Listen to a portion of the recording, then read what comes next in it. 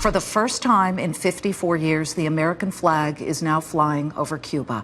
Just hours ago, U.S. Secretary of State John Kerry was on hand as U.S. Marines raised the flag at the U.S. Embassy in Havana, marking the beginning of a brand new relationship between the two former adversaries. But will lingering hard feelings prevent U.S. businesses from planting their own potentially profitable flag on Cuban shores?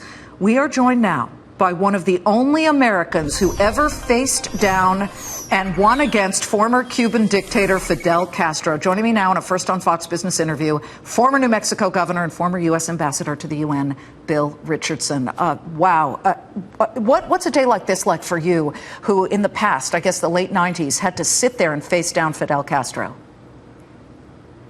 Well, he was a very tough customer. We spoke in Spanish, but at the time I was trying to get 12 political prisoners out, and we got 3 out.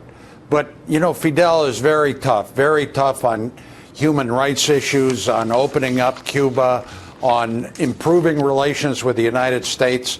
And I think his brother today, Raul, seems to be a little more moderate. And this is why I believe these changes are taking place. I doubt whether Fidel would have taken the steps that his brother did actually today. Well, you know, sure enough, yesterday on his 89th birthday, he comes out with a zinger. He writes that the U.S. owes him millions and millions and millions of dollars because of the former trade embargo. I mean, just as we're extending this olive branch, he kicks sand in our faces. Are you saying just ignore that?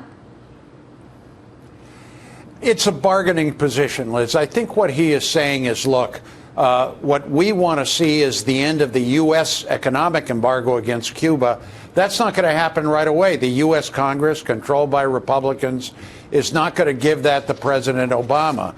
It might soften it a little bit, but this is more long term. So what Castro is saying, Raul, is, look, in return, find a way to indemnify me for the damages the economic embargo has brought. It's a bargaining position. I think there are other issues, too. Yeah. U.S. property in Cuba, a lot of Americans left property there. And then also, how far is the Cuban economy going to open up? Are they going to be private sector oriented, or are they going to stay with their failed socialist economy? So there's a lot of stumbling blocks before the relationship gets significantly better. But this is an opening, the opening of embassies.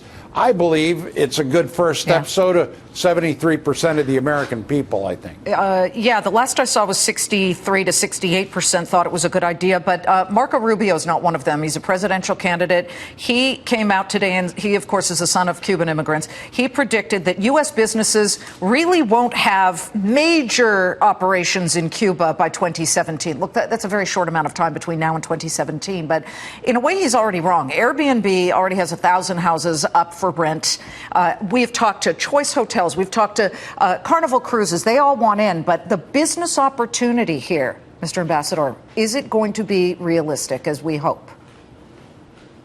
Well, I think Rubio is right on this. 2017, nothing's going to happen. Nothing will happen this year in Congress, next year with the economic embargo. And it's the Congress that controls the embargo spigot. It's not an executive issue, executive order that the president can change.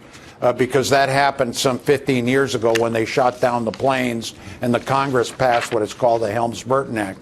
So Rubio is basically right, but I do think U.S. businesses, tourism, investors, Cuban Americans especially, are going to want to go back, and I think eventually the Congress will soften the embargo. Right now, I think you'll see more people-to-people visits, more educational exchanges, easier for Americans to travel. But, you know, the big hotel chains, the big investments in Cuba, we're going to have to wait. The Canadians, the Spaniards, the French, the Brits, everybody else will get in there before we have. Well, listen, you have so many titles. Governor Richardson, Ambassador Richardson. You were the energy secretary. You must love this $43, $42 barrel oil. I thought, my goodness. Well, you know, I can't keep a job very long, but I do agree with your analyst. I don't think we've seen the end. I think it could go under 40.